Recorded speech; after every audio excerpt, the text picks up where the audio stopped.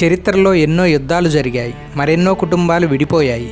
కానీ ఒకే ఇంట్లో పెరిగిన ఇద్దరు అన్నదమ్ములు రెండు శత్రు దేశాల సైన్యాలకు కమాండర్లుగా మారి సరిహద్దుకు అటూ ఇటూ నిలబడి యుద్ధం చేసిన కథ ఎప్పుడైనా విన్నారా? ఇది కేవలం సినిమా కథ కాదు, అక్షరాలా నిజం.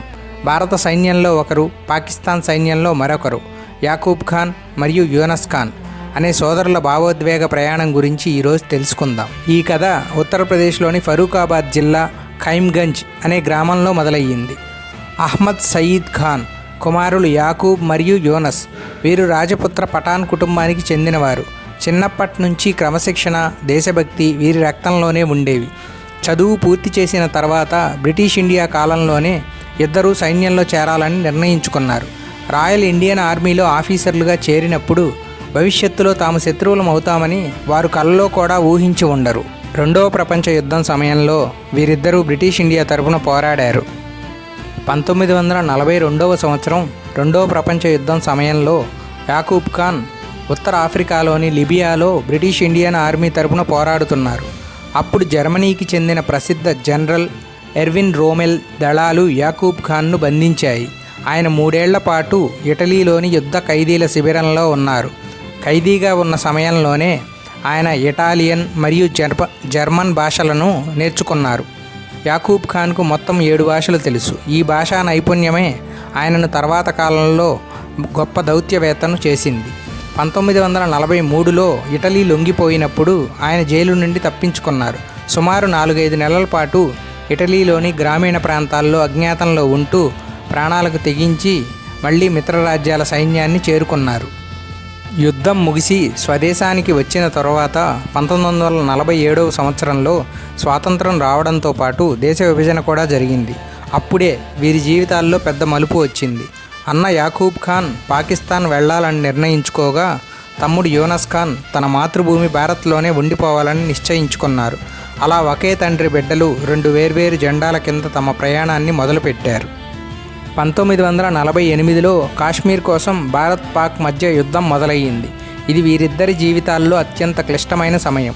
ఒకరోజు భారత సైన్యంలోని మేజర్ యూనస్ ఖాన్ తన దళాలతో ముందుకు వెళ్తుండగా ఎదురుగా వస్తున్న పాకిస్తాన్ దళాలకు నాయకత్వం వహిస్తున్నది తన సొంత అన్న మేజర్ యాకూబ్ ఖాన్ అని తెలుసుకున్నారు. సరిహద్దు రేఖ వద్ద ఇద్దరు సోదరులు ఎదురెదురుగా నిలబడ్డారు. ఒకరి చేతిలో ఒకరి ప్రాణాలు ఉన్నాయి. కానీ వారు తమ వ్యక్తిగత బంధం కంటే దేశం పట్ల విధిని ఎంచుకున్నారు. యుద్ధం తర్వాత కూడా వీరిద్దరూ తమ దేశాల సైన్యాల్లో గొప్ప గుర్తింపు తెచ్చుకున్నారు. యాకూబ్ ఖాన్ పాకిస్తాన్ ఆర్మీలో లెఫ్టినెంట్ జనరల్ అయ్యారు.